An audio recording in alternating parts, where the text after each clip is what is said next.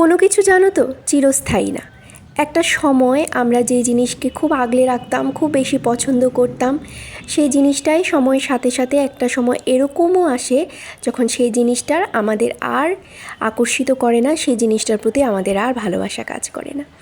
জানো তো কেন এই কথাটা বলছি? আজকে ছাদ বাগানে গিয়ে দেখলাম গরমের যত গাছ আছে, যত জবা ফুল গাছগুলো গরমে আমাদের প্রচুর প্রচুর ফুল দিয়েছে, কতই না আমরা খুশি ছিলাম সেই গাছগুলোকে দেখে। আজকে সব গাছগুলোকে কেটে ছেটে একদম ছোটো ছোটো করে ফেলা হয়েছে আর এগুলোকে বাগানের একটা সাইডে রেখে দেওয়া হয়েছে। এখন ওই গাছগুলোর বেশি যত্ন করা হবে না, জাস্ট খাবার দিয়ে রেখে দেওয়া হবে।